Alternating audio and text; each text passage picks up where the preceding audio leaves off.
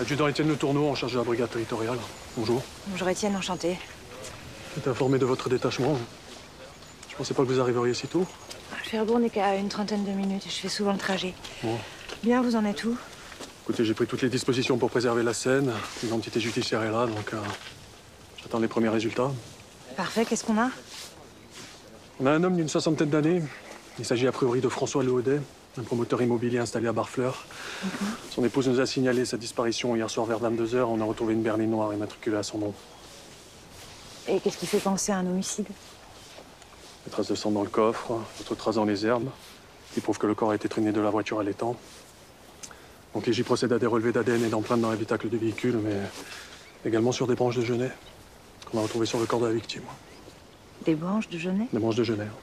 Elles ont été soigneusement disposées sur son torse, comme une parure mortuaire. Elles ont dû être arrachées à un buisson dont on voit un peu partout par ici. Celui qui a fait ça l'a fait dans un but précis, c'est certain. S'il a signé son crime, c'est pour adresser un message. Il faut comprendre lequel et à qui il était destiné. Autre chose? Petit sachet de poudre blanche. Dans une des poches de la victime. De la coke, hein, probablement. Bah, faut le faire analyser. Oui. C'était mon intention, messieurs. Et vous n'avez croisé personne? Non, pas sur le chemin. Mais avant, sur la route, par contre, j'ai vu une autostoppeuse. J'ai hésité à la prendre, mais j'avais peur de rater le lever du jour. Vous pourriez la décrire? Assez jeune, rousse, avec un bouquet de genêt à la main. Des genêts. Vous êtes sûr? Ouais, et elle avait une espèce de grand manteau blanc, ça je me rappelle très bien. C'est la Dame Blanche. Merci, monsieur. Vous pouvez y aller. Je crois au fantôme, toi. Allez, viens.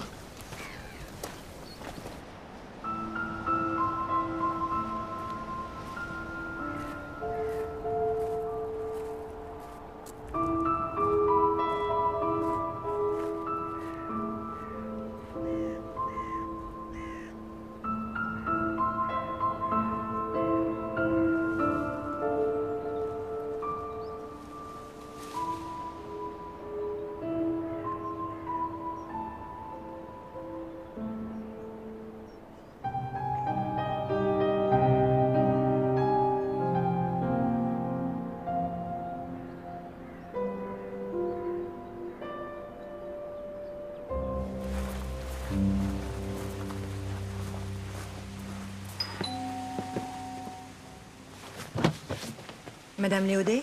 Oui. Capitaine de gendarmerie Hélène Ribeiro, de la section de recherche de Cherbourg. Et voici l'adjudant Étienne Le Tourneau. Bonjour. Bonjour. Nous avons retrouvé son corps dans un étang à une vingtaine de kilomètres et il s'agit probablement de votre mari.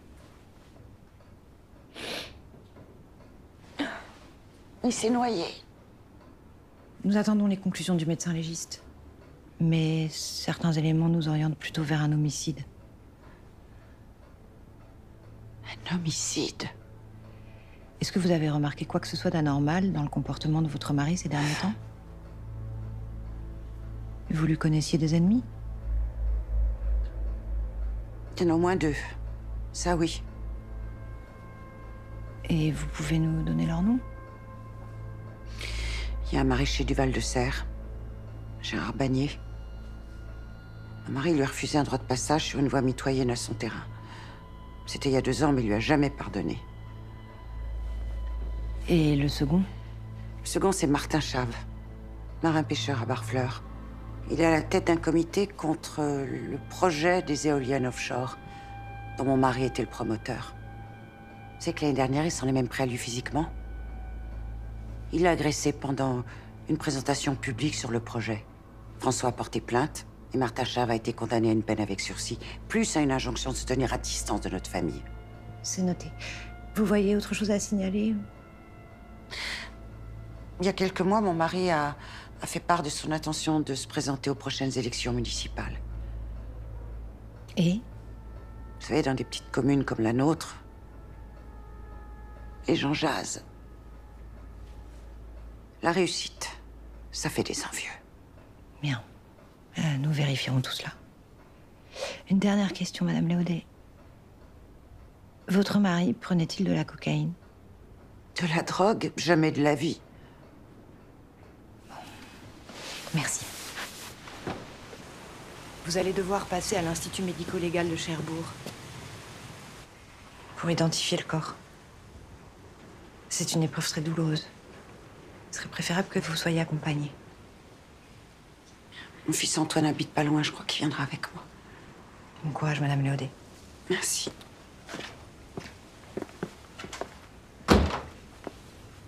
On va chez Bagné. Très bien. Vous avez l'adresse? Oui.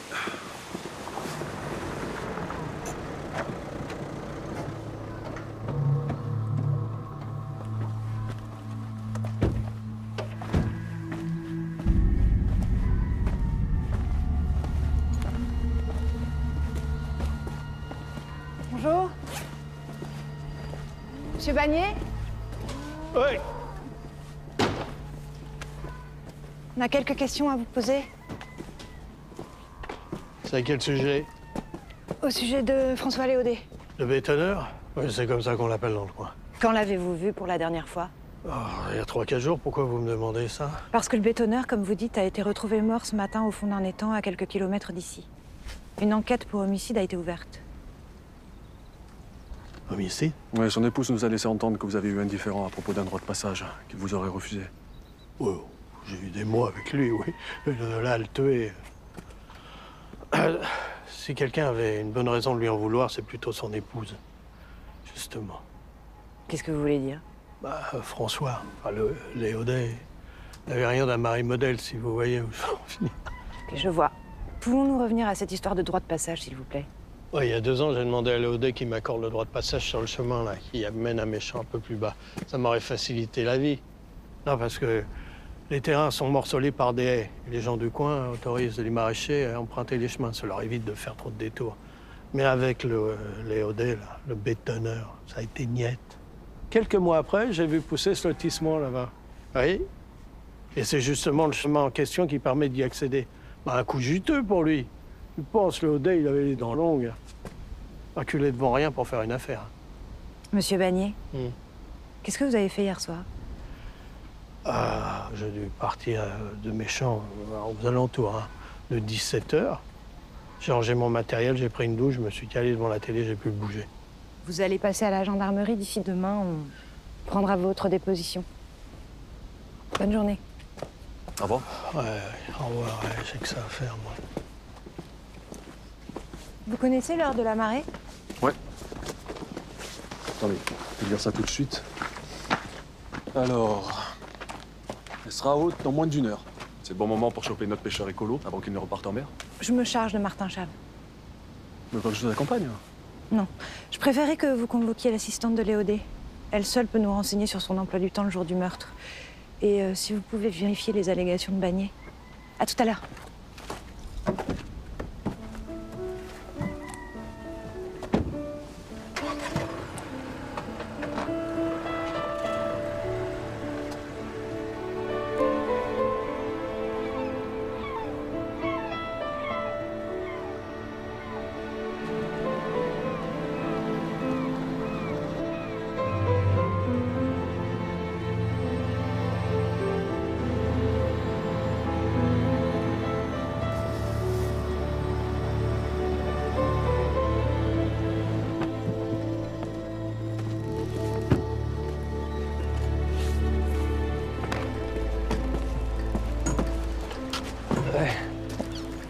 Ça va?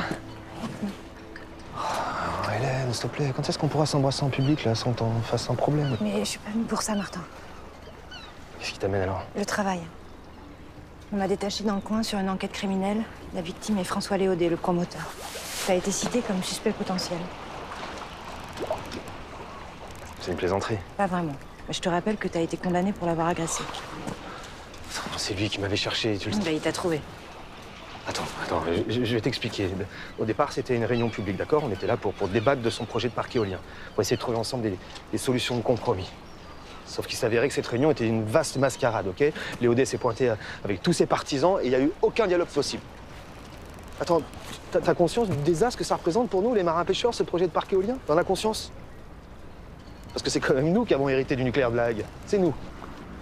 Qu'est-ce que je fais, moi? J'interviens. Avec tes points? Attends, le mec, il m'arrache le micro des mains, il m'insulte. Je sais tout ça. Reste que je vais devoir te poser quelques questions. D'accord, donc tu penses que je suis un assassin? Non. Et je fais que mon travail. Si tu crois que ça m'amuse, cet interrogatoire, tu te trompes. Tu l'as approché, François Léodet, depuis ta condamnation? Sûrement pas, non. T'étais où hier soir? J'étais chez moi, tout seul. Ça vous va comme ça, capitaine? Il va falloir que tu passes à la gendarmerie pour qu'on prenne ta déposition. Et on peut plus se voir pour l'instant. On peut pas avoir une liaison tant que ton nom est cité dans l'enquête. Une liaison, donc c'est comme ça que tu veux notre histoire. Je sais pas c'est quoi, tu veux appeler ça comment? On n'est pas mariés. Message reçu.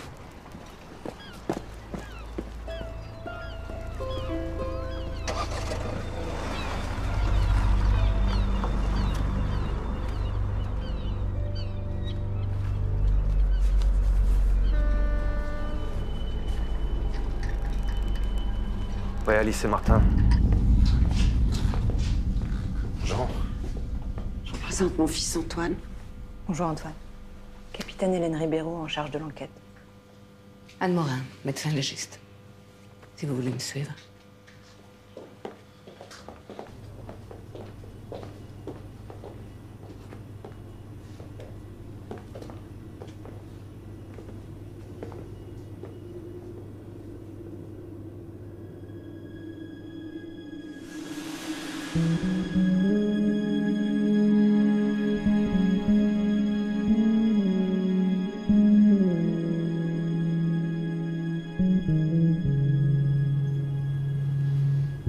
C'est bon?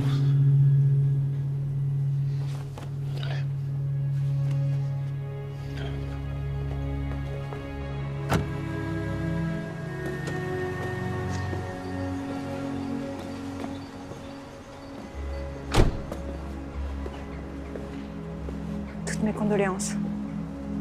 Merci. Où en est votre enquête? L'autopsie a confirmé que votre père n'est pas mort noyé. Il est décédé des suites d'un coup brutal reçu à l'arrière du crâne. C'était pas mon père. Enfin, c'est pas mon père biologique. Et autant que ce soit moi qui vous le dise, on s'entendait pas. Pourquoi? Ma mère était enceinte de moi avant de le rencontrer. Voilà. Et François m'a reconnu en même temps qu'il l'a épousée pour faire taire les ragots, j'imagine. Le courant n'est jamais passé entre nous. J'avais pas assez d'ambition, j'étais pas le fils dont il avait rêvé. Merci de votre franchise. Prenez soin de vous et de votre mère. Ouais. Au revoir, capitaine. Au revoir.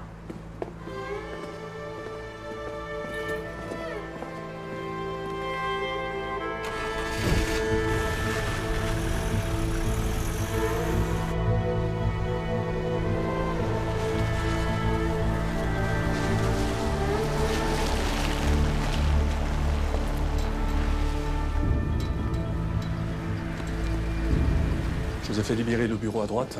Vous me direz si ça vous convient. Et je vous présente le gendarme Lucas Augier. Vous l'avez croisé ce matin. Bonjour. Capitaine, si vous avez besoin de quoi que ce soit, n'hésitez pas. Merci. Je vous en prie. Ah, excusez-moi, je vous fais de la place. Voilà. Bah, écoutez, bienvenue chez nous et bonne installation. Merci. Je vous en prie. Oui? Ah, faites entrer Madame Prieur. Oui, oui. Ça faisait longtemps que vous travailliez pour Monsieur Léodet, n'est-ce pas? 18 ans. Et j'en suis fière. Monsieur Léodet était le promoteur le plus réputé de la région, vous savez. Il y a un bon patron. Sa réussite a dû lui valoir quelques ennemis, non? Déjà, il y en a partout. Mais il était apprécié des entrepreneurs et de tous ceux qui ne rechignent pas à travailler. Et il le leur rendait bien. Il a donné leur chance à pas mal d'entre eux. À quelle heure avez-vous quitté les bureaux hier? À 17h30, c'est Monsieur Léodet qui m'a dit que je pouvais partir. Et il est parti en même temps que vous? Non, il attendait quelqu'un. Un rendez-vous confidentiel. Une maîtresse? Ah non, non, non, c'était professionnel. Et vous savez avec qui il avait rendez-vous? J'en ai aucune idée. Depuis qu'il s'était lancé en politique, Monsieur Léodet me disait pas tout. François Léodet a été tué vers 20h d'un coup violent à l'arrière du crâne.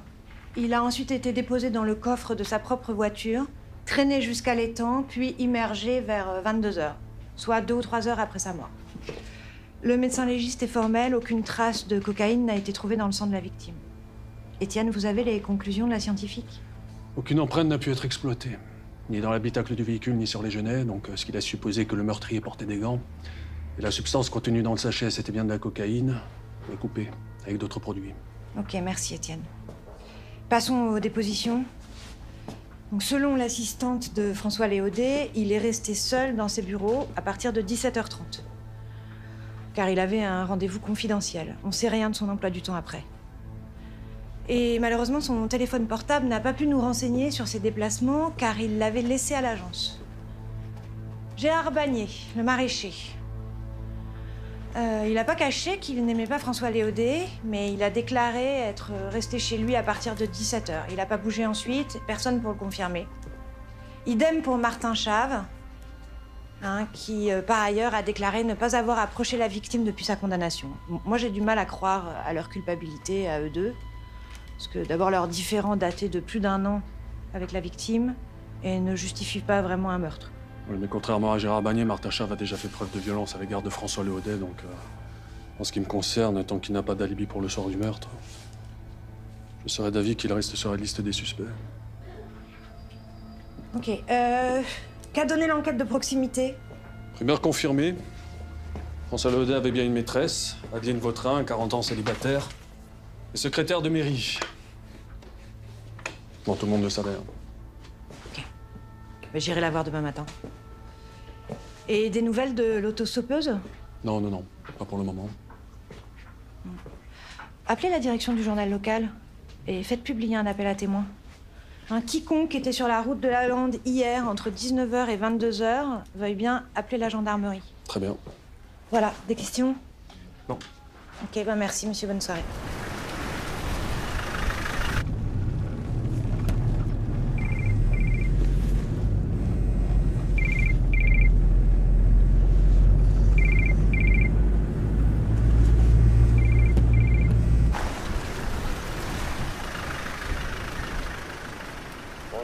Portable de Martin, laissez-moi un message, merci.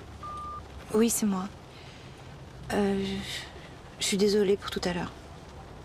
J'ai été maladroite. En tout cas, j'espère qu'on va boucler cette affaire très vite et qu'on se reverra bientôt.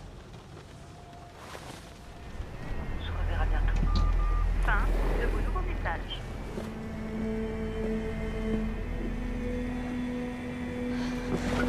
T'inquiète pas, Alice, ça va aller. T'inquiète pas.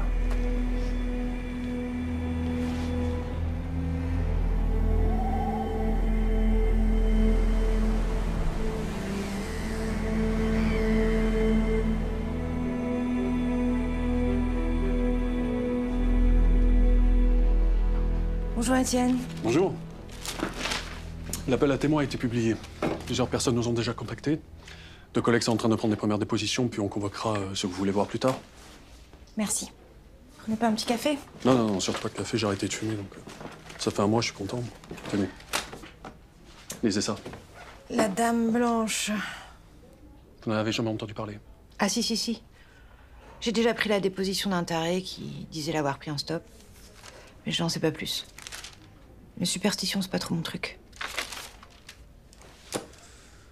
On dit que c'est l'histoire d'une jeune fille qui serait morte avec son fiancé dans un accident pas loin d'ici. Et que depuis, elle entrait la Lande vêtue de blanc pour porter malheur à tous ceux qu'elle croise. Il paraît qu'elle cherche le coupable de l'accident qui aurait coûté la vie à celui qu'elle aimait. Et qu'elle ne s'apaisera que quand elle se sera vengée. Il va m'en falloir un peu plus pour me convaincre qu'il y a un lien entre notre histoire et cette légende. Justement, l'article précise que la jeune fille en question avait un bouquet de genêts à la main. Et qu'ici, on représente toujours la Dame Blanche avec un bouquet de genêts. Pourquoi? Parce que dans le langage des fleurs, les genêts sont synonymes d'un amour éternel, pur et exclusif. Et c'est sûrement là qu'il faut chercher la signification de ce qu'on a retrouvé sur le corps de Léodet. Même si apparemment, il n'était pas adepte de l'amour pur et exclusif, ça je le conçois. C'est marrant. C'est marrant, quoi? Ah non, je vous imaginais pas expert en langage des fleurs. Je comprends que ça vous séduise comme coïncidence, mais vous l'avez dit vous-même. Hein. Les Genets, il y en a partout ici. Quant à la vie privée de François Léodet, je vais aller interroger sa maîtresse aujourd'hui. Je vous assure, laissons ces histoires de fantômes à la presse. Nous, on a un vrai cadavre sur les bras et un meurtrier à trouver. Écoutez, moi je pense que vous avez tort de négliger cette histoire de Dame Blanche. Parce qu'apparemment, le photographe n'est pas le seul à avoir croisé notre autostoppeuse. Il y a un homme qui nous a contactés ce matin, suite à l'appel à témoins. Et qui dit également avoir pris en stop une jeune fille qui portait un manteau blanc, vers 19h et pas très loin des bureaux de Léodet. Et 2 apparitions en moins de 24 heures à proximité des lieux du crime, je pense que c'est pas rien. Ok, très bien. Convoquez cet homme. On verra s'il a des choses intéressantes à nous dire. Bon. Je le convoque.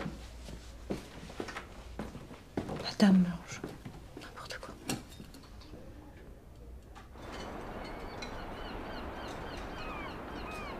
Hélène Ribeiro, capitaine de gendarmerie à la section de recherche de Cherbourg.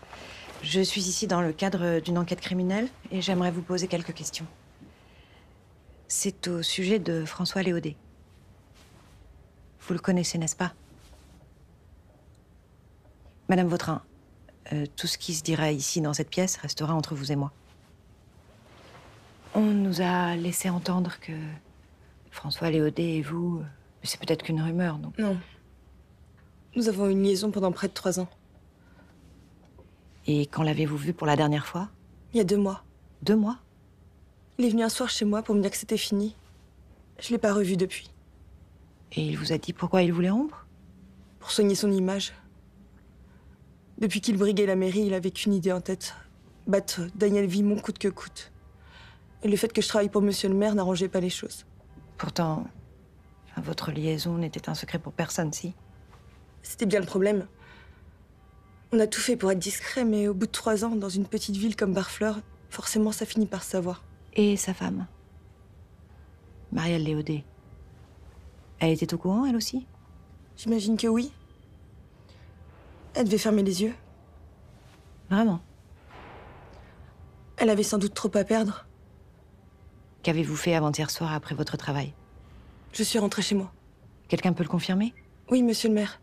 Daniel Vimont? Oui. Il avait un rendez-vous à l'extérieur et il m'a gentiment déposée vers 18h30. Très bien. Bon, si nécessaire, nous vérifierons. Je ne vois pas de raison de vous convoquer à la gendarmerie pour l'instant. Merci.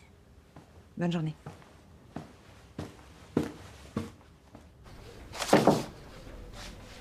Le conducteur de l'utilitaire qui a pris notre Dame Blanche en stop est là.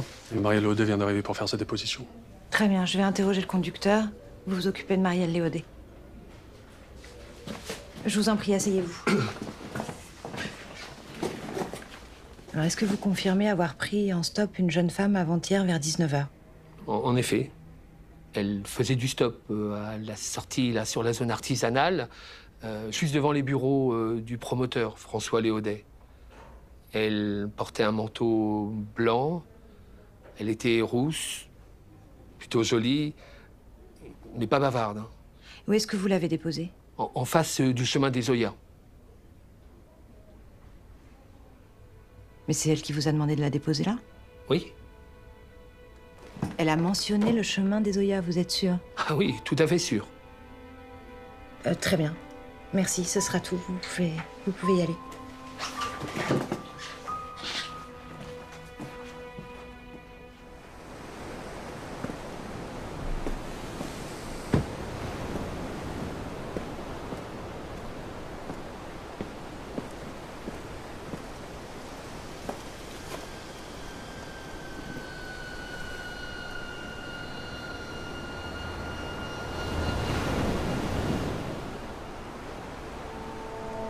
Putain, Martin. Elle a 15 ans de moins que toi.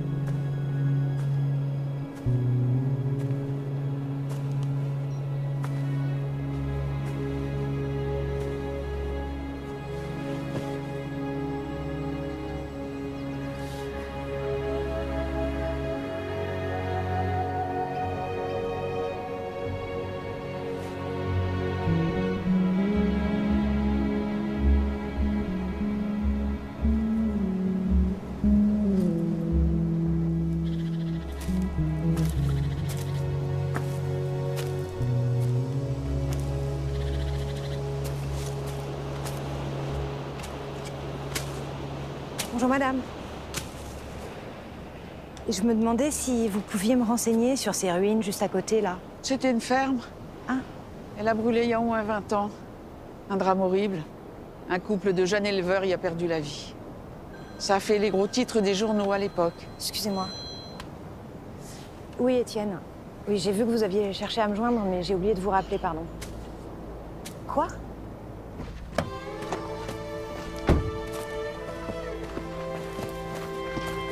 Capitaine, l'adjudant est à l'intérieur avec Gérard Bagné. On a fait les relevés que vous aviez demandés et je vais les apporter au labo. Parfait. Ah, j'aimerais que vous fassiez une recherche sur l'incendie d'une ferme qui a causé la mort d'un couple d'éleveurs il y a une vingtaine d'années. Elle est sur la route de la côte, à peu près 1 kilomètre après la sortie de Barfleur. C'est comme si c'était fait. Capitaine! J'arrive. Et j'aimerais que cette recherche reste confidentielle, donc je compte sur votre discrétion. Bien, capitaine.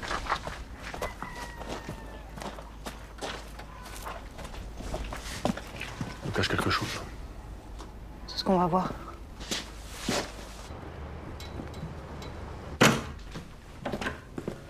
J'ai pas tué le bétonneur, je suis pas un assassin. Monsieur Bagné, pour l'instant, on vous demande simplement si vous avez pris la route de la Lande, oui ou non, ce soir-là, entre 20h et 21h. Tous nos témoins sont formels, votre silence joue contre vous. À quoi ça sert de vous obstiner à faire une fausse déclaration si vous avez rien à vous reprocher? C'est vrai. J'ai bien pris cette route, ce soir-là. Mais c'est pas ce que vous pensez. C'est-à-dire? Expliquez-moi. Depuis quelques années, on demande aux maraîchers du Val-de-Serre de réduire l'emploi des pesticides. Sur le papier, c'est bien joli, mais sur le terrain, c'est une autre histoire. Et parfois, on n'a pas le choix. Il m'arrive de tricher, un peu. Et ce jour-là, j'ai été jeter des bidons dans une décharge sauvage. Des bidons? Et on n'est pas à l'abri d'un contrôle. Alors, de temps à autre, je me débarrasse des contenants. Dans une décharge sauvage? Ah, bravo.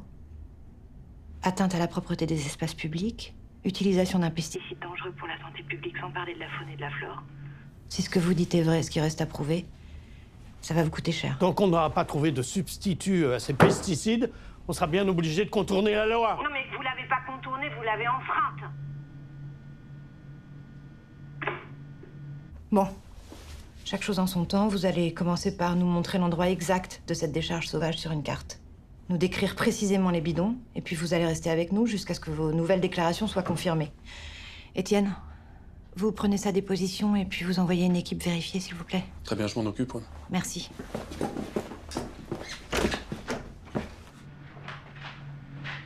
Lucas, j'ai une mission pour vous. Il faudrait que vous alliez vérifier une décharge sauvage dans la Lande.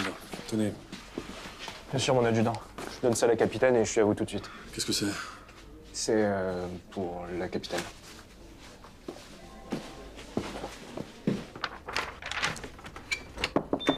Capitaine, j'ai fait les recherches que vous m'avez demandées au sujet de l'incendie de la ferme. Ah. Ça fait la une de la presse locale. Et pour cause, c'était pas un accident. Quoi? Les propriétaires de la ferme s'appelaient Anne et Loïc Hamel. Ils avaient de grosses difficultés financières. On a retrouvé des traces d'essence sur les lieux, ce qui prouve que l'incendie était volontaire. L'enquête a conclu à un acte désespéré. Un suicide familial? Non, pas tout à fait. Leur fille a été épargnée. Ils étaient censés aller vendre leurs bêtes à la foire annuelle de l'essai. Heureusement, la petite avait 10 ans à l'époque et ils l'avaient déposée chez une copine de classe pour le week-end. Elle s'appelle comment? Alice. Alice Hamel. Dites-moi, s'il y a eu enquête, on a une bonne chance de remettre la main sur les procès-verbaux des auditions, non? Ouais, bien sûr. Le service des archives est dessus, on les aura demain. Bravo, Lucas, c'est du bon boulot. Vous oubliez pas que ça doit rester confidentiel. Comptez sur moi, capitaine.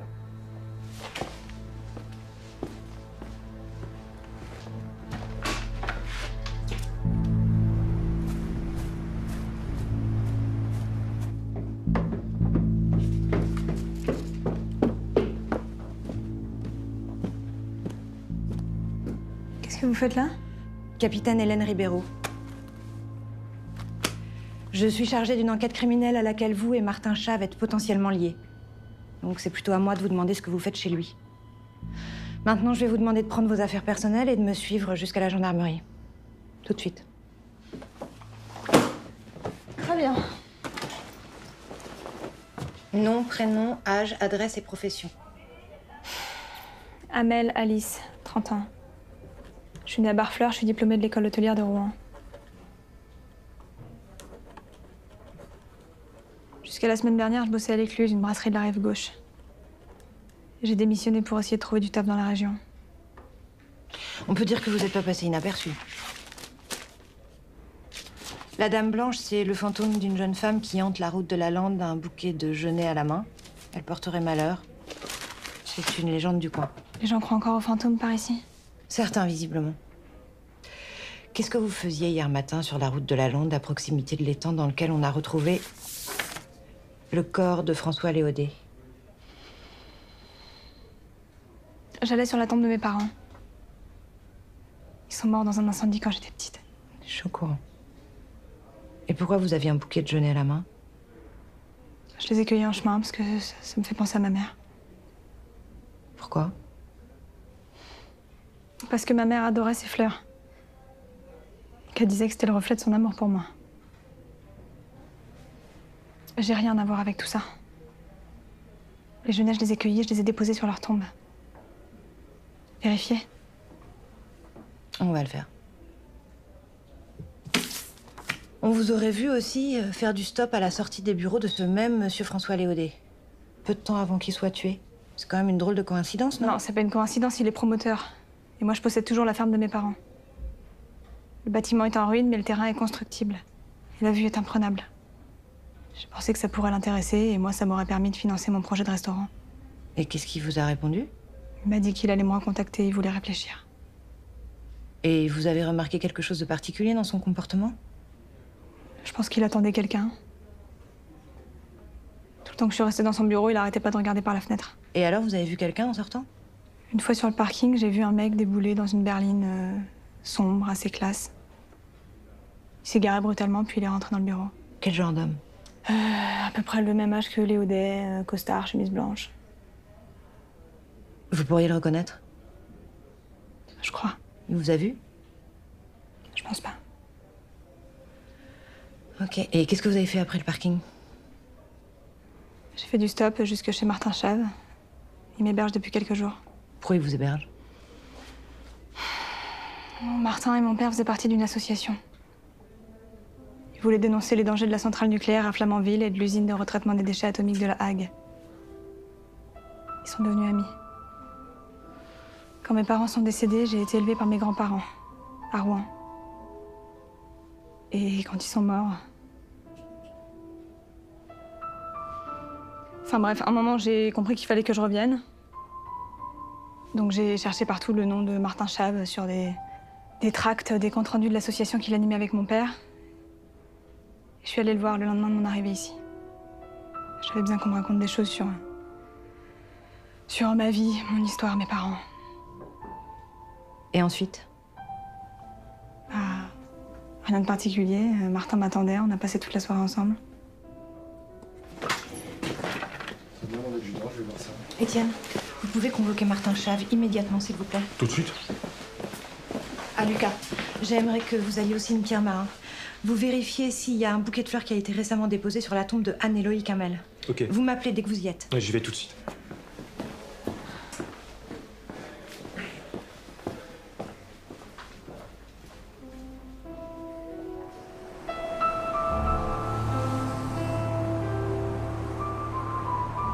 Martin, dans ta déclaration, tu as affirmé que tu avais passé la soirée seule chez toi le soir du meurtre de François Léodet Mademoiselle Hamel, elle, affirme que tu l'héberges depuis plusieurs jours et qu'elle a passé la soirée avec toi.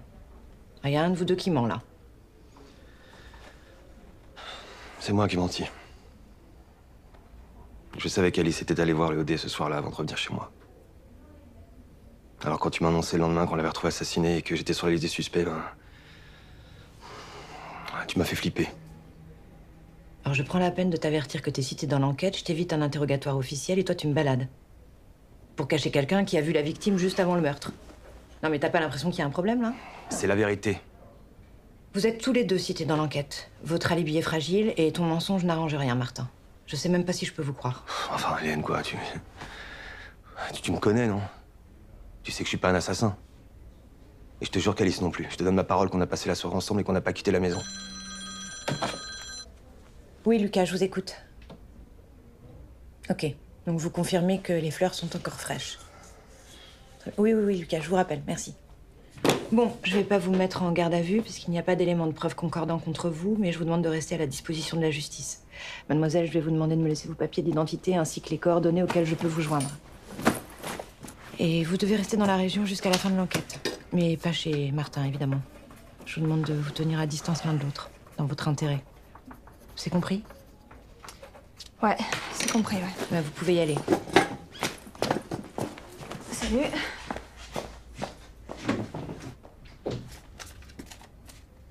Et où veux-tu qu'elle aille? Dans sa ferme en ruine? Je sais pas. À l'hôtel. On peut plus se voir, nous non plus. Attends, je t'en prie, Hélène, quoi? Ok, je sais que j'ai merdé, que je t'ai blessé, j'en suis désolé, mais là, t'as l'air d'en faire une affaire personnelle. Non, j'en fais pas une affaire personnelle, c'est la procédure. Ok, c'est ça. Allez, retranche-toi derrière ta procédure, là.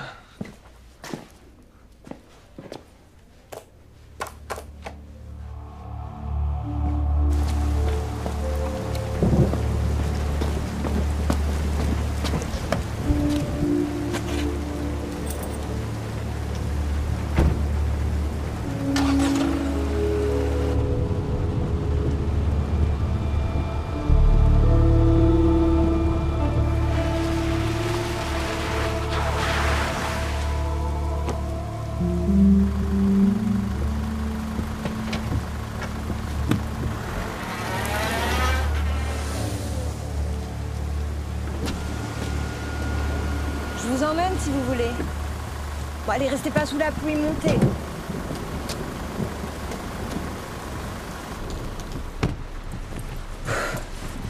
Où est-ce que je vous dépose? Là où je peux trouver une chambre à un prix raisonnable. Sur le port et ils ont des hôtels bon marché. Vous me croyez coupable? Coupable du meurtre de François Léodé? Vous avez pas le profil.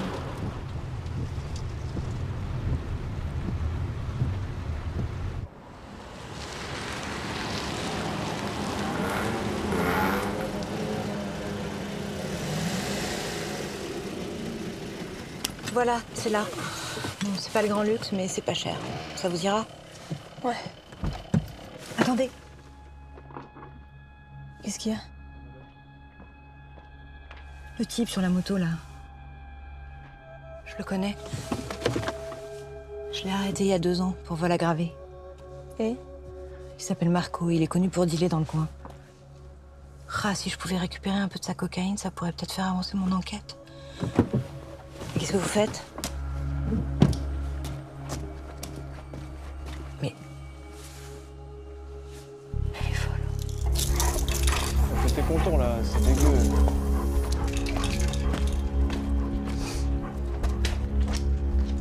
On peut se voir? On se connaît? Je voudrais te parler discrètement. J'ai besoin d'un truc.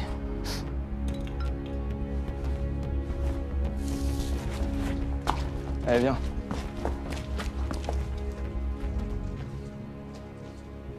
Je cherche de la coke. Tu sais où je peux en trouver? Pourquoi je saurais?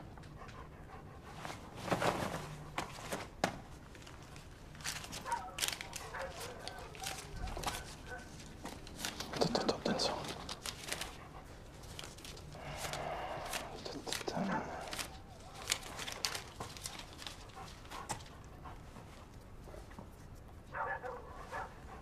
Amuse-toi bien. Attends, viens. Viens. Je t'ai jamais vu, toi. Je sais pas d'où tu sors. Je travaille qu'avec des gens réglo. Si t'es pas réglo, je peux te faire très très mal. Bah, vas-y.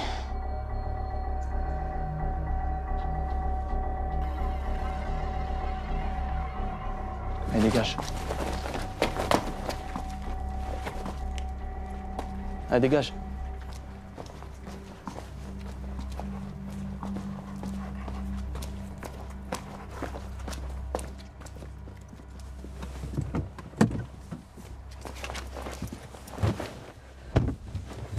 Mais vous êtes complètement dingue. Pourquoi vous avez fait ça? Pour vous aider dans votre enquête. Et vous montrer que je suis pas votre ennemi. Bonsoir. Alice, ce type, il est très dangereux. Donc on oublie l'hôtel. Vous allez venir chez moi, j'habite à Cherbourg, ce sera plus sûr.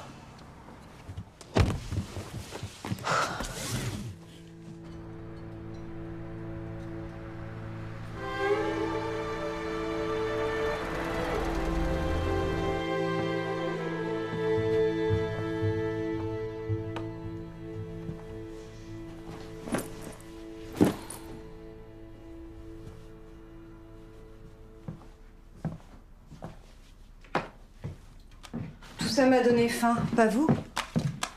En revanche, je vous avertis, je suis pas la reine des fourneaux, donc ce sera lasagne surgelée ou rien. Ok. Ça me fait drôle d'être là.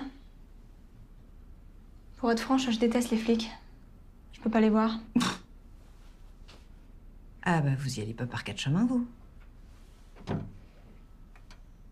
Et qu'est-ce qu'ils vous ont fait, les flics? Ils ont bâclé l'enquête sur la mort de mes parents. Ils ont préféré insinuer que mon père avait tué ma mère et s'était suicidé plutôt que de chercher la vérité. Rien que ça. Ça tient pas debout. Mon père aurait jamais fait de mal à ma mère, il l'aimait trop. En plus, on m'a raconté qu'ils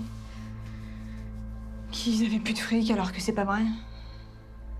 Mais qu'est-ce qui vous permet de l'affirmer? Je sais pas si vraiment ils étaient désespérés.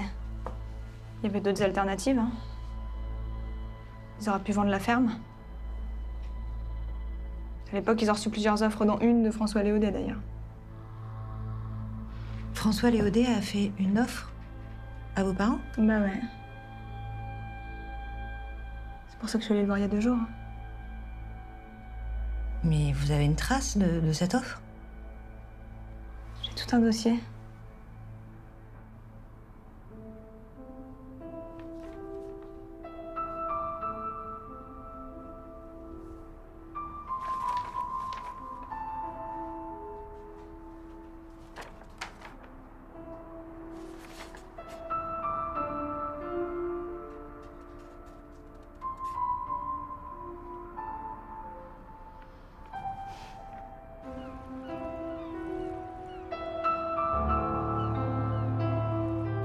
Bonjour. Bonjour.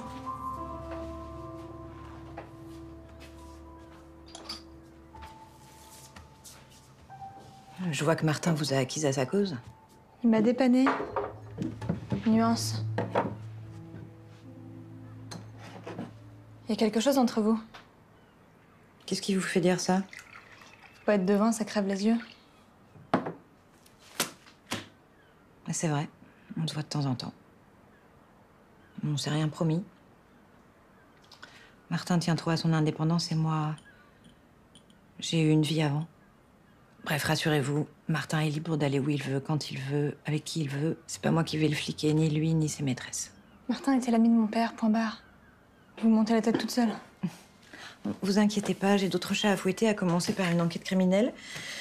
François Léodet va être inhumé ce matin à 10h. À mon avis, l'homme que vous avez vu entrer dans ses bureaux le soir du meurtre sera présent. Je vous vois venir. Si vous l'identifiez, vous prouvez que vous n'êtes pas la dernière personne à l'avoir vu vivant. Mais si on me voit là-bas, la Dame Blanche va encore défrayer la chronique. C'est pour ça qu'il est grand temps de se débarrasser de cette parka. Choisissez ce que vous voulez.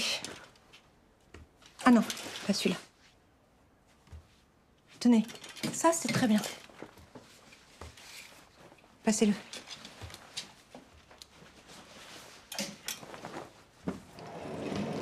Merci.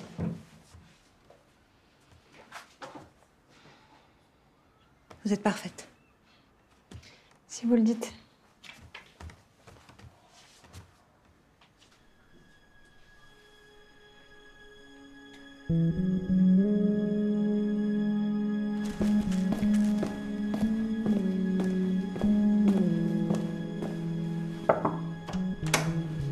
Bonjour. Bonjour, capitaine. Vous pouvez m'analyser cette substance et la comparer à celle qui a été retrouvée sur le corps de François Léodet, s'il vous plaît? Pas de problème, ce sera fait. Rapidement, c'est possible. Ah, on va faire au mieux, comme d'habitude. Je vous tiens informé. Merci. C'est bon. Bon, j'ai donné la coque à analyser. Merci encore.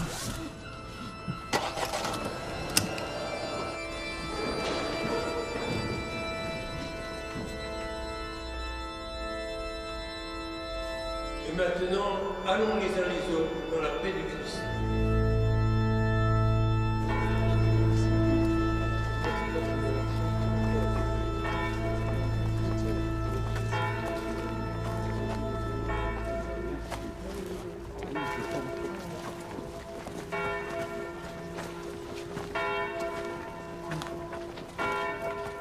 Toutes mes condoléances. C'était un homme de conviction, il manquera beaucoup à la communauté. Merci, monsieur le maire. Si vous avez besoin de quoi que ce soit, surtout vous n'hésitez pas.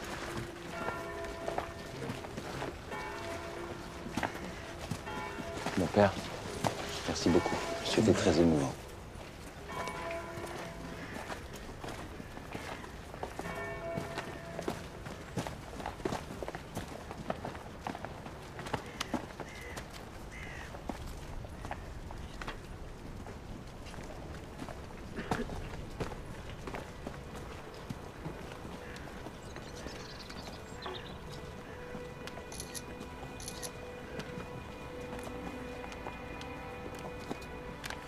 Alice?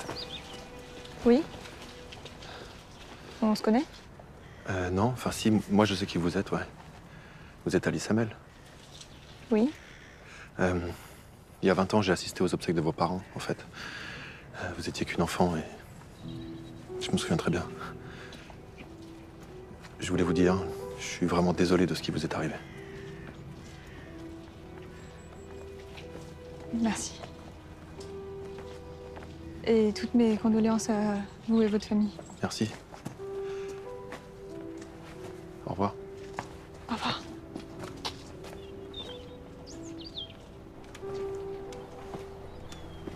Voilà, lui.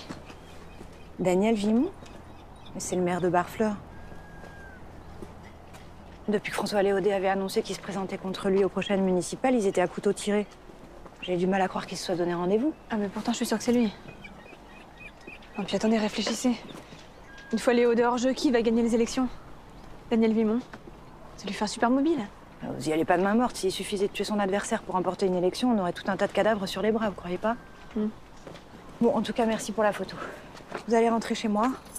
Je préfère qu'on vous voit pas trop traîner dans le coin.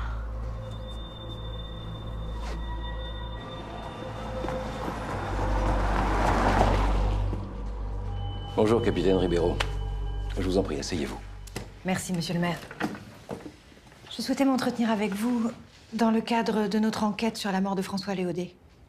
Quel crime sordide. En quoi puis-je vous être utile? Monsieur Léodet avait annoncé il y a quelque temps son intention de se présenter contre vous aux prochaines municipales. Au dire de certains, il avait ses chances. Où voulez-vous en venir? Un de nos témoins prétend vous avoir vu entrer dans ses bureaux à 19h.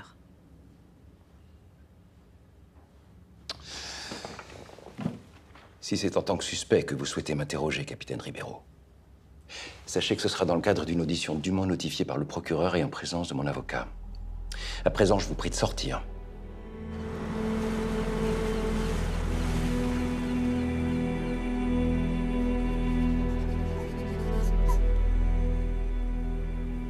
Non, ça va me faire des histoires, ça. Si tu crois que je vais te lâcher pour autant... Race et jeunesse, cette foutue mise en scène. peut y avoir une explication quand même. Capitaine, pardon de vous déranger, mais voici les procès-verbaux de l'enquête de l'incendie de la ferme des Hamel. Parfait, Lucas. Bon boulot. Je vous en prie.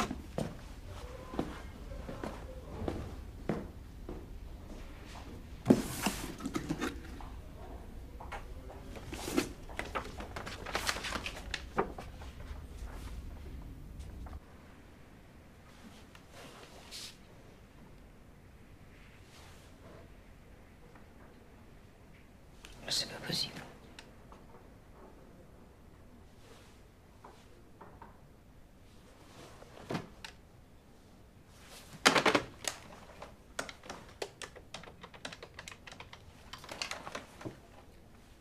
Capitaine Ribeiro?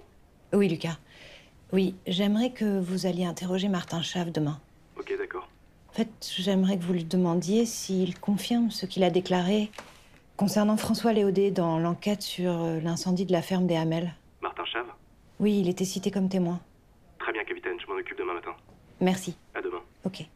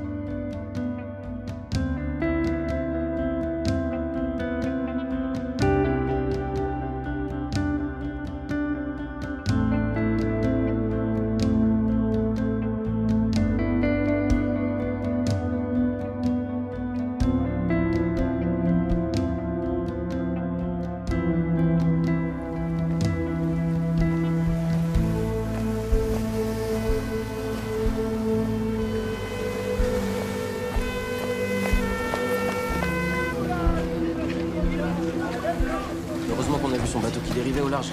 Martin! Écartez-vous, mademoiselle! Martin, tu m'entends? Il faut qu'on l'emmène à l'hôpital de toute urgence. Non, laissez-moi l'accompagner. Vous êtes de la famille? Oui.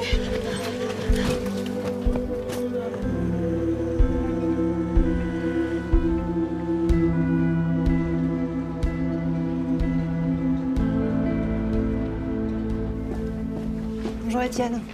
Bonjour. Vous avez du nouveau? On a localisé la décharge sauvage de Rappart-les-Banniers, retrouvé les contenants du pesticide et demandé une recherche d'empreintes. Vous avez bien fait.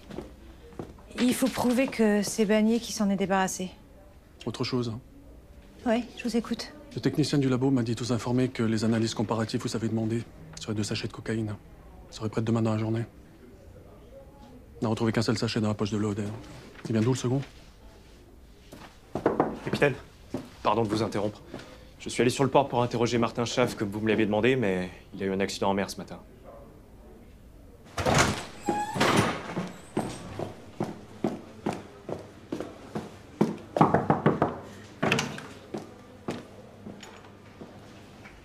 Mais qu'est-ce que vous faites là? Où est Martin? Il est parti faire des examens. Vous pensez que quelqu'un aurait voulu lui faire du mal? J'aurais jamais dû revenir. C'est comme dans votre légende de merde, je porte malheur à tous les gens que j'approche. Oh là là, qu'est-ce que j'entends là? Hein? Toi aussi, tu vas t'y mettre avec cette histoire des dames blanches? Regarde, tout va bien, je suis vivant.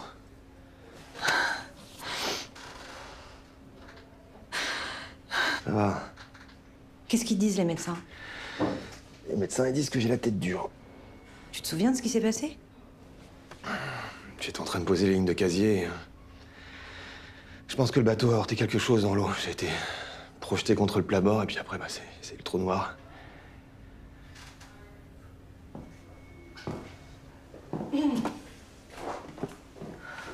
Bon, bah, moi, de toute façon, je vais vous laisser. Hein. Je suis pas censée être là. À plus tard. Plus tard.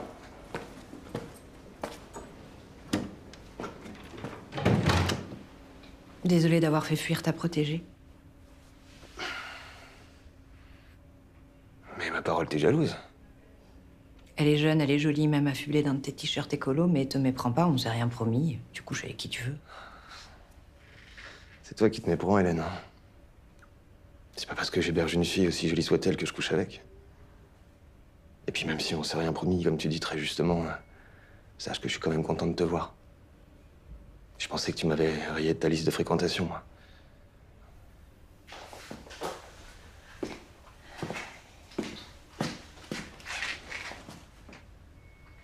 Ma priorité, c'est de te rayer de la liste de mes suspects. Il faut que je te demande quelque chose. Je t'écoute. Alice m'a montré une offre que François Léodet a envoyée à ses parents pour acquérir leur ferme avant qu'elle ne brûle. Ouais, je m'en souviens. Ouais. Ils voulaient raser la ferme pour construire des résidences de luxe. Loïc, le père d'Alice, m'en parlait souvent, ça me mettait hors de lui. Justement, j'ai étudié les procès-verbaux des auditions. François Léodet a déclaré qu'il ne connaissait pas les parents d'Alice, bien qu'il ait admis leur avoir envoyé une offre d'acquisition. Il a expliqué à mes collègues de l'époque qu'il s'agissait d'un simple courrier de démarchage. C'est courant, ça. Oui, en effet, c'est une pratique courante. Dans ton audition à l'époque, tu as déclaré que tu t'étais rendu chez les Hamel vers 11h, le jour qui a précédé l'incendie, et que tu les avais aidés à préparer leur départ pour la foire de l'E7. Tu t'en souviens? Absolument, ouais. Et au cours de ces préparatifs, Loïc t'aurait confié que François Léodet était venu les voir juste avant que tu arrives, pour s'enquérir de leur réponse à son offre. Loïc aurait ajouté que c'était pas la première fois que François Léodet venait les démarcher, ce qui implique qu'il les connaissait. Maintiens-tu toujours ces déclarations aujourd'hui? Au mot près. Bah, François Léodet a donc menti. Bien sûr qu'il a menti. Non seulement il connaissait les Hamel, mais en passant chez eux ce matin-là, il a forcément vu les préparatifs de départ. Il a dû en conclure qu'ils allaient passer le week-end à la foire, donc il s'est dit que c'était le moment idéal pour venir brûler la ferme sans faire de victimes, et ensuite leur acheter le terrain pour une bouchée de pain. Ça aurait pu être une affaire en or si Anne et Loïc n'avaient pas décidé de changer leur plan pour rentrer dormir chez eux. Tu oublies que le soir de l'incendie, François Léodet avait un alibi. Sa femme? Non mais quel crédit tu veux lui accorder? Ça fait des années qu'elle est à sa merci. Regarde, toute la région sait qu'elle est cocu, même elle, et pourtant elle dit rien. Est-ce que tu as conscience que le fait d'accuser Léodet de l'incendie donne un sérieux mobile à Alice? Ouais, j'ai surtout conscience que t'as toujours un coup d'avance, mais j'imagine que c'est le métier qui veut ça. Il faut que je retourne à la gendarmerie. Ah bah, si ça t'arrange, je peux t'emmener. Bah, je préférerais que tu me déposes au Café du Port, ça te dérange pas, parce qu'il faudrait que je paye la tournée aux copains pour les remercier de m'avoir secouru, parce que sans eux, je sais pas ce qui se serait passé, tu vois.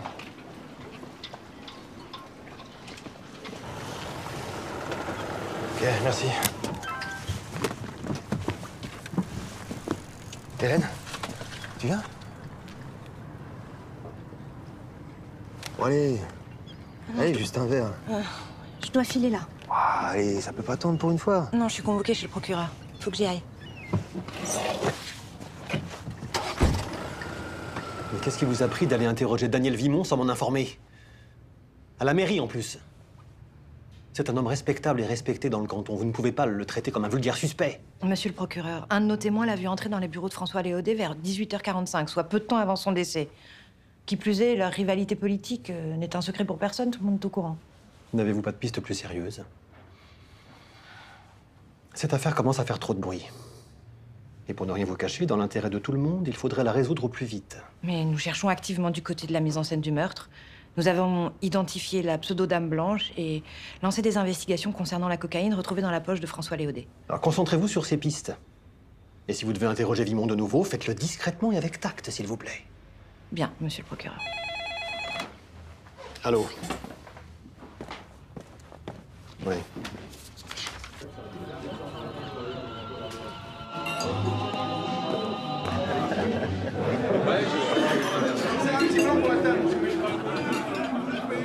C'est la mienne, hein.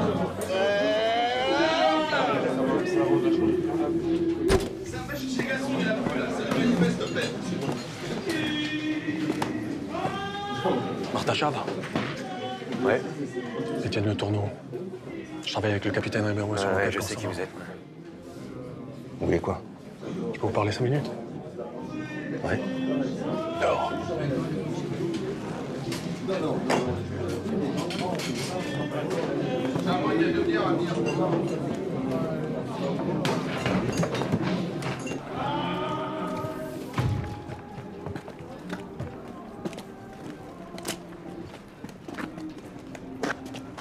Je vous apprends pas que nous sommes sur une enquête dans laquelle vous êtes cité comme suspect. Ouais, je sais. Mais j'ai déjà été entendu par votre supérieur. Ça vous pose un problème? Disons que j'ai de bonnes raisons de croire qu'elle vous couvre. Et vous avez des choses à cacher qui sont liées à cette affaire? De quoi vous parlez, là? D'un sachet de cocaïne, par exemple. Bah, beaucoup de pêcheurs sont tentés d'en prendre, non? C'est un métier difficile. Surtout quand on pêche seul, là, comme vous. Dur. D'ailleurs, votre petit accident, là, ce matin, peut-être que vous avez simplement chargé la dose et que vous n'étiez plus tout à fait en possession de vos moyens, non? Je sais pas ce qui me retient de vous foutre mon poing dans la gueule. Ah ouais. Bah, allez-y. Faites-vous plaisir. D'après votre casier, ce sera pas une première, non? Vous vous trompez de cible. La coque, ça a jamais été le truc des marins pêcheurs et ça sera jamais. Ah non, mais c'est vrai, j'oubliais, ouais. Votre cam, c'est plutôt les capitaines de gendarmerie, c'est ça? Ouais. C'est ça.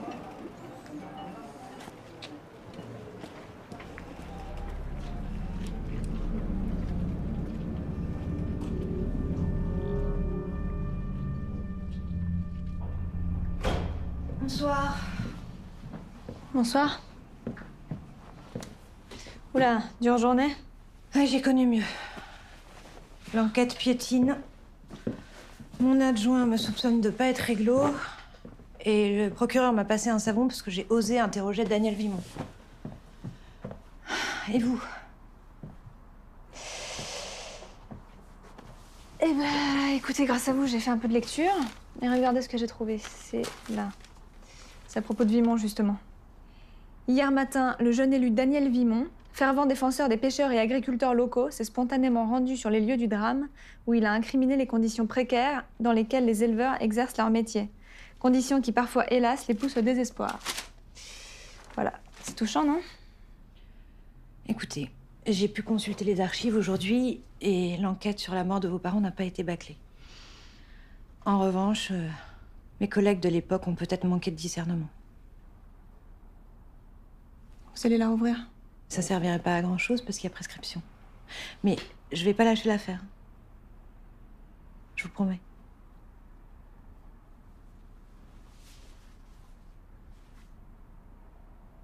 C'est mon fils, Jérémy. Il s'est tué il y a 3 ans en scooter. Ça fera 3 ans dans une semaine.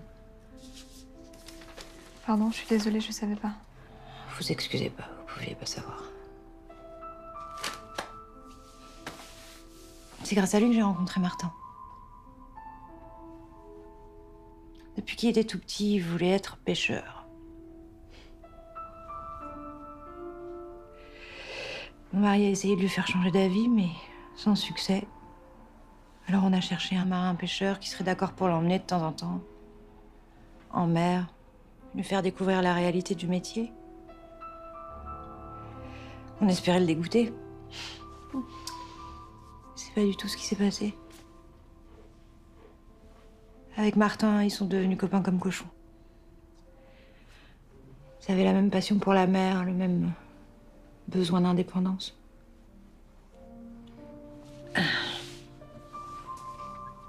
Avec mon mari, après l'accident, on s'est séparés. Parce que c'était trop dur, trop douloureux.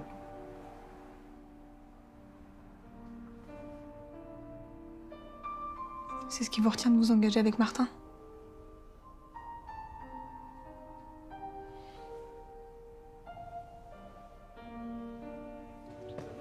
Bon, messieurs, on ferme. Faut que je trouve la rouquine. Je le règle son compte. Cette petite garce-là. Marco, tu fais chier, tu rentres chez toi. C'est toi qui fais chier. Hein. Allez, Marco, on y va, là. Il est temps de se rentrer. T'as largement ton compte, là. Ouais, t'es ma mère. Mais lâche ça. Et sans la moto. Allez, rentre. Et arrête. Allez, je me casse, bande de bouseux!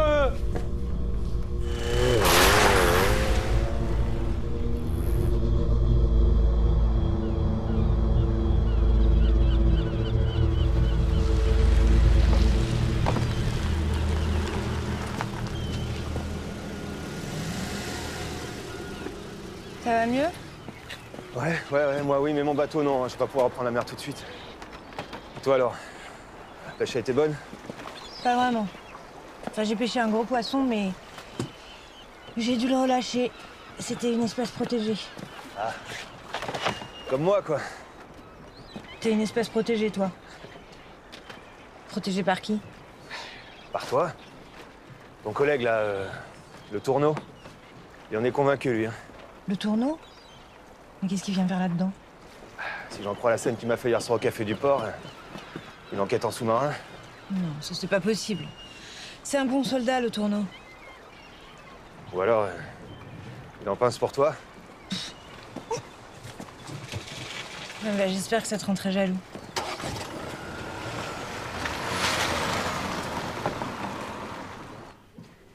Ah, Étienne, vous êtes là. Oui. Vous me cherchez? Oui. Je voulais vous communiquer des informations essentielles et vous demander pardon pour ne pas l'avoir fait avant.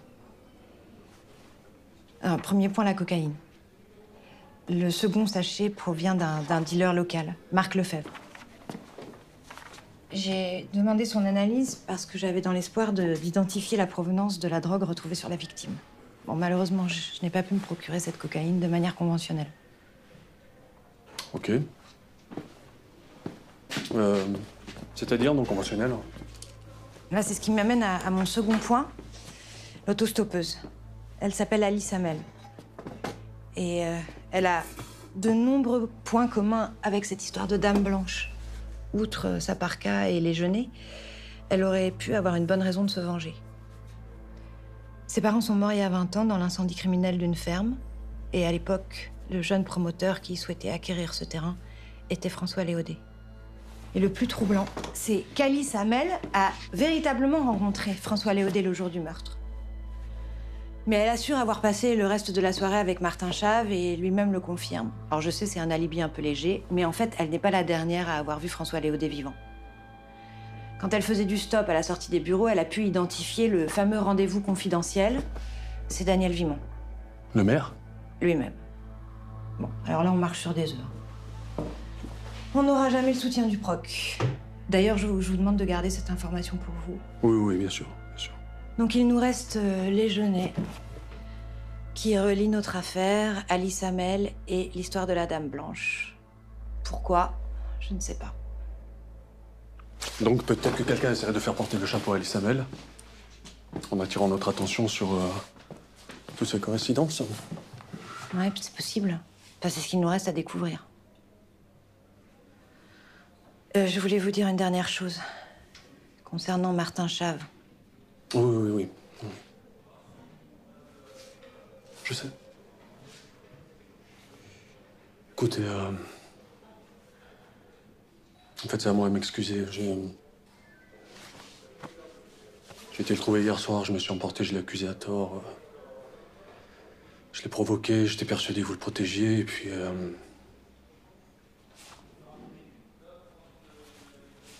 Bref.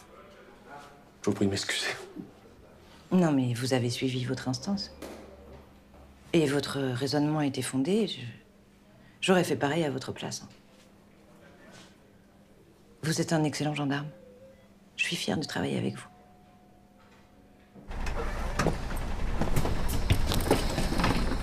Bonjour.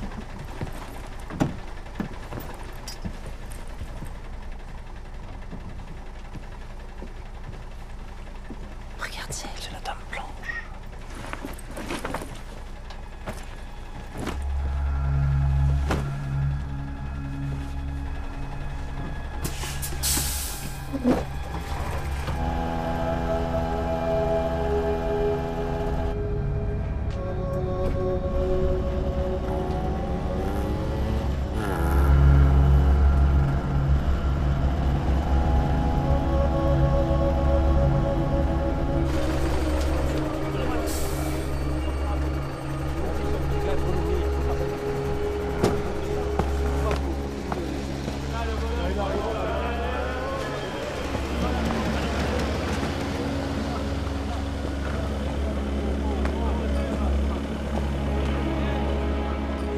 La grande distribution brade nos produits. Elle nous étrangle. Mais vous avez parfaitement raison.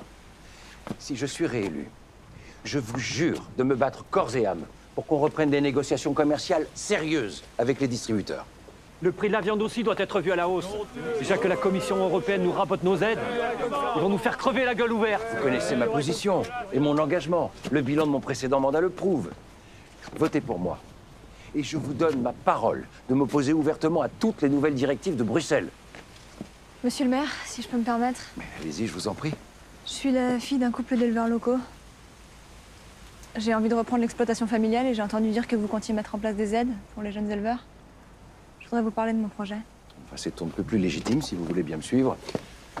On lâche rien, les gars. Faites-moi confiance. Allez-y.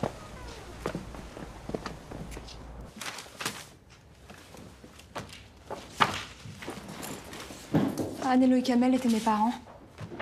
Je suis désolé.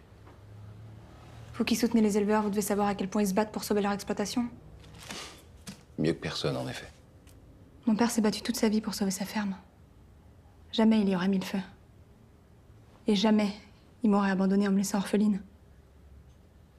Comment vous avez pu croire à cette version?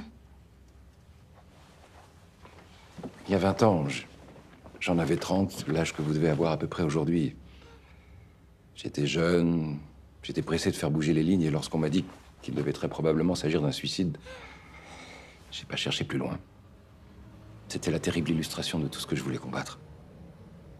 Si vous souhaitez reprendre l'exploitation de vos parents, je serais ravi de vous soutenir et de voir avec vous comment la mairie peut vous donner un coup de pouce. Mais permettez-moi d'être franc à nouveau. Vous devez savoir que se lancer dans l'élevage aujourd'hui, ce n'est pas une mince affaire. C'est pas la raison de ma visite. Je suis venue pour vous parler de François Léodet. François Léodet? Et pourquoi? J'ai la preuve qu'il voulait racheter la ferme de mes parents pour un projet immobilier très lucratif. Et que mes parents refusaient de la lui vendre. D'ailleurs, il se trouve que l'incendie, s'il leur avait pas coûté la vie, aurait pu les contraindre à lui céder le terrain. Et le soir où la ferme a brûlé, mes parents n'étaient pas censés s'y trouver. Vous dites que Léodet aurait incendié la ferme pour arriver à ses fins. Ce sont des accusations gravissimes. Je sais. Et François Léodet est mort avant que j'ai pu en avoir le cœur net. C'est vraiment dommage parce que je touchais au but. Le soir de sa mort, je suis allée lui parler. Et j'aurais juré qu'il avait quelque chose à cacher. Quand j'ai quitté ses bureaux ce soir-là, il attendait quelqu'un. Ce quelqu'un, c'était vous. Je n'arrive pas à saisir ce que vous attendez de moi. Si votre but est de prouver que cet incendie est criminel, c'est à la gendarmerie qu'il faut vous adresser. C'est fait, je vous remercie. J'ai tout raconté au capitaine Ribeiro et elle a accepté de m'écouter. Elle s'est même mise en danger pour ça. Mon problème, c'est que l'enquête piétine. Et que si vous témoignez pas, on pourrait, elle et moi, avoir de gros problèmes. Vous êtes du genre à ne rien lâcher, hein. C'est mon côté dame blanche, faut croire. Je vais vous dire la vérité. J'ai effectivement rencontré Léodet le soir de sa mort. Il voulait me proposer de renoncer à se présenter contre moi si j'acceptais de le soutenir dans son projet de parc éolien. J'ai préféré cacher cette rencontre au capitaine Ribeiro car il était hors de question que cela s'ébruite.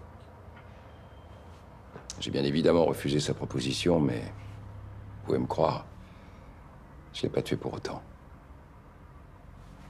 Je l'ai quitté peu après 19h et j'ai filé à Caen. J'étais attendu au CHU pour des analyses et j'y suis resté jusqu'au lendemain matin, 7h. On m'a diagnostiqué un cancer du poumon il y a quelques semaines. Et ça aussi, j'aimerais autant que ça ne s'ébruite pas. Ça pourrait nuire à votre réélection. Ce qui m'importe le plus, c'est de préserver ma femme et mes enfants. Je les ai pas encore mis au courant. Vous allez témoigner. Le capitaine Ribeiro saura ce qu'elle doit savoir, rassurez-vous.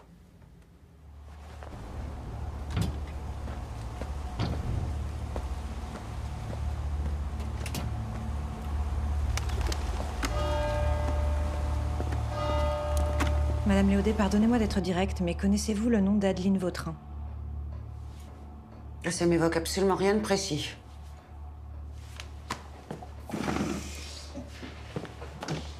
C'était pourtant la maîtresse de votre mari durant ces 3 dernières années. Vous le saviez et vous l'acceptiez. L'agence immobilière Cotentin Immo, ça vous parle davantage? Je vois pas du tout où vous voulez en venir. Cette agence, elle existe plus depuis 10 ans. Mais ce papier, c'est votre mari qui l'a signé. Regardez. Peu après cette proposition, la ferme qu'il voulait acquérir, comme par hasard, a été réduite en cendres. Et le couple qui y vivait y a trouvé la mort. Il y a une enquête à ce sujet.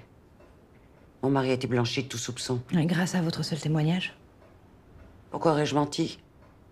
Pour la même raison que vous avez fermé les yeux sur son adultère. Je vous permets pas. De quoi? De salir sa mémoire.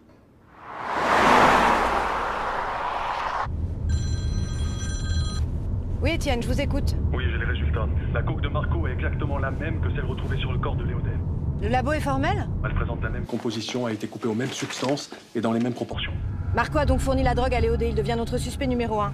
Il faut l'interpeller au plus vite. Mobilisez tous vos hommes. Je vous rejoins immédiatement. Très bien.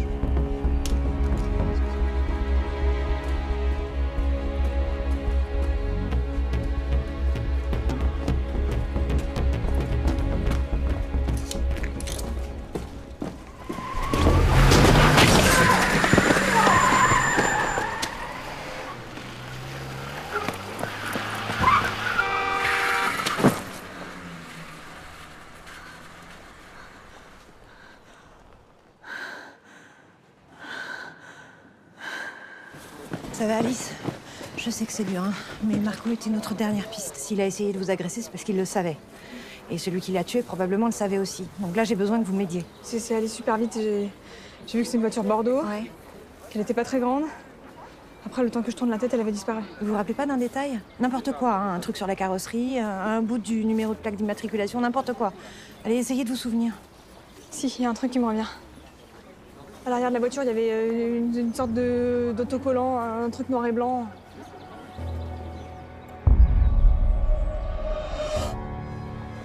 C'est Antoine Léodet, c'est sa voiture. On va le choper chez lui, vite, on l'interpelle. Lucas, vous allez chercher Marielle Léodet, vous la ramenez à la gendarmerie. Allez, prends plus de risques, vous venez avec nous. Allez, le tournant, go, go, Allez, go, les gars, on fuit, on perd pas de temps, allez, allez.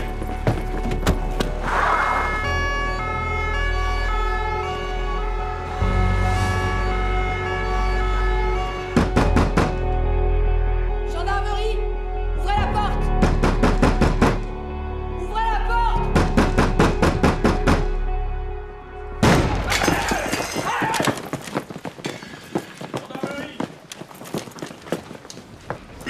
Personne ici.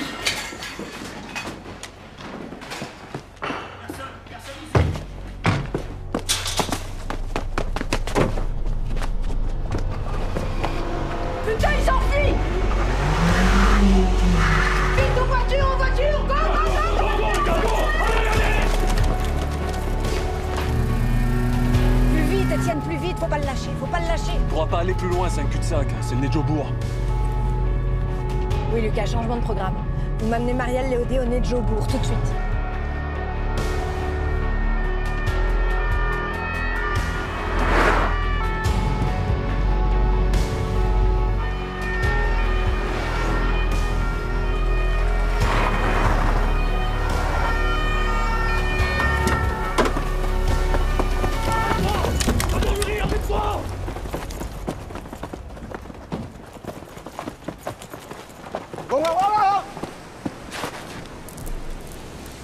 Oh, arrête! Un pas de plus et je me balance, t'as compris? Calme-toi! Je te jure, je me jette! Calme-toi! Calme-toi! J'ai besoin de vous. C'est pas le moment de flancher. Y a rien de pire que de perdre un enfant, croyez-moi. Faut que vous trouviez les mots pour le convaincre de se rendre. Allez-y. Laissez vos armes! C'est moi, Antoine. Je t'en supplie, fais pas ça. J'ai pas dit la vérité, je te demande pardon. Mais dis-la, cette putain de vérité! Je vais dire la vérité, écoute-moi! Vous aussi, écoutez-moi, tous. Le soir de l'incendie, François est ressorti. Quand il est rentré, il puait l'essence. C'est lui qui a mis le feu à la ferme. Moi, il savait pas que les Hamel étaient déjà rentrés de la foire. Après, ça a été l'engrenage. Il a menti, je l'ai couvert. Je pensais qu'on pourrait continuer à vivre comme si de rien n'était. Je te demande pardon. Je te demande pardon. Je t'en supplie. C'est fini, mon chéri, c'est fini. C'est fini.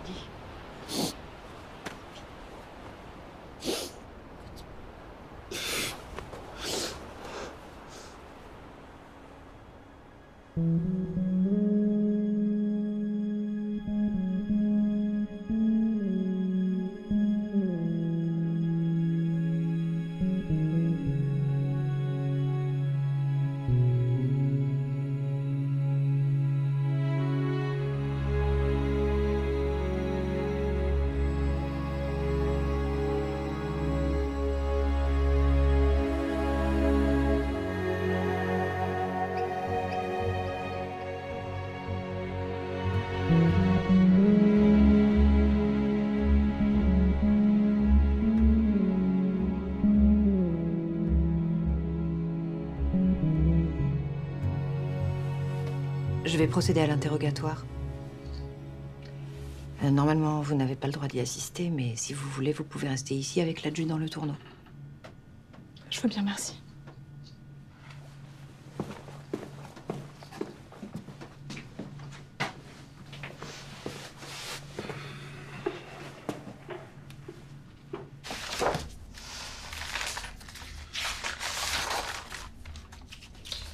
Votre voiture a été identifiée comme celle qui a renversé Marc Lefebvre. Je pense savoir pourquoi vous l'avez renversée. Il suivait Alice Hamel. On a retrouvé un cran d'arrêt ouvert à côté de lui. A priori, il s'apprêtait à l'agresser. Si je l'avais pas vu la suivre, il voulait la planter. Il le criait sur tous les toits. Il était persuadé qu'il lui avait acheté de la coke pour le faire tomber. À propos de cocaïne, c'est lui qui vous fournissait? Ouais. Vous en consommez depuis combien de temps? Ça fait des années que j'avais arrêté. Quand j'étais plus jeune, à la maison, c'était l'enfer. Mon beau-père savait que j'étais au courant pendant l'incendie. Il me détestait. Ma mère savait aussi, mais elle refusait de le dénoncer, ça me rendait fou. Je supportais plus de vivre avec eux. Alors ouais, j'ai plongé, ouais. Jusqu'à ce que je trouve ce boulot de chauffeur et que je prenne un studio en ville après, je suis devenu clean. C'est ce que vous appelez être clean? Quand Alice est réapparue dans la région, tout est remonté à la surface. La haine de mon beau-père, l'obstination et la lâcheté de ma mère, c'était trop, j'ai craqué. Quand et comment avez-vous su qu'Alice Hamel était revenue? Il y a quelques jours, je l'ai croisée sur le port. Et vous l'aviez pas vue depuis 20 ans et vous l'avez reconnue? J'ai tout de suite su que c'était elle. J'oublierai jamais cette petite fille rousse qui jetait des genêts sur le cercueil de ses parents. Ça fait 20 ans que j'ai ces images dans la tête qui me hantent. Des genêts comme ceux qui entouraient le corps de votre beau-père, quand on l'a retrouvé dans les temps. Le soir de sa mort, il a déboulé chez moi, il était fou de rage. Alice était passée le voir dans son bureau. Elle était convaincue que je lui avais tout raconté et qu'elle était passée pour le faire chanter. Qu'est-ce que t'espérais ressortir cette histoire? Arrête, touche pas! C'est moi qui vais te dénoncer. Pour détention de drogue. S'il te plaît, arrête! Tu pourras raconter n'importe quoi, personne ne croira à un type comme toi! Putain, c'est fini! fini maintenant, ça suffit, t'as compris? Non. Oh merde, merde, merde. Et après? C'était un accident. Puis j'ai eu peur à cause de la coke que je venais d'en prendre. Mon beau-père avait raison qu'il allait croire un toxico. Je me suis même pas rendu compte qu'il avait réussi à mettre un sachet dans sa poche. Quand j'ai repris mes esprits, j'ai mis des gants. J'ai enroulé son corps dans le tapis, je l'ai mis dans le coffre de sa voiture. Puis je suis allé jusqu'à l'étang. Vous connaissez la suite. Parlez-moi des Genêts. Quand j'ai vu Alice avec ses fleurs et son grand manteau blanc, j'ai pensé à la Dame Blanche, qui hante la région pour se venger.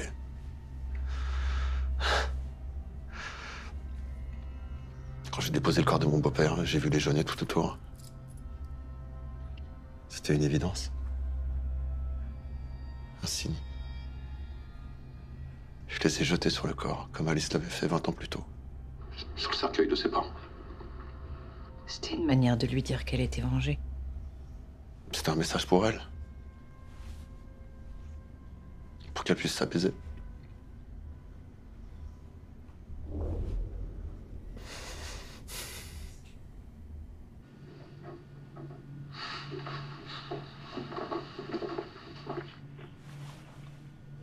Vous êtes sûr que ça va aller?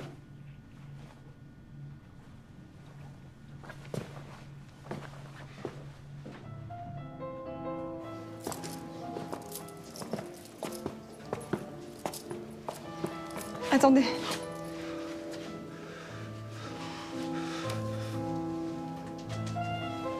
Merci.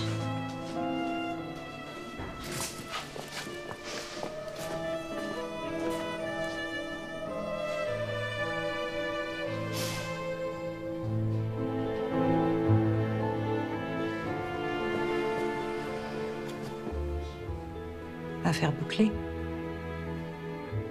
Affaire bouclée, oui.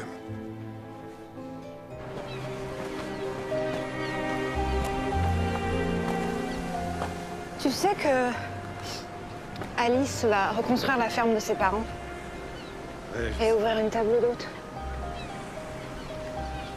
C'est un beau projet. Oui. C'est courageux. Alice manque pas de courage. Ni de ténacité. Elle me fait penser à Jérémy parfois.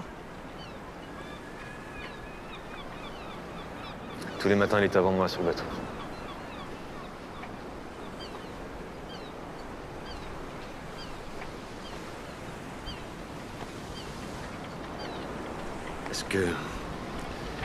Est-ce que tu accepterais de venir vivre avec moi? T'es sérieux? C'est ce qui est le plus sérieux, mon capitaine.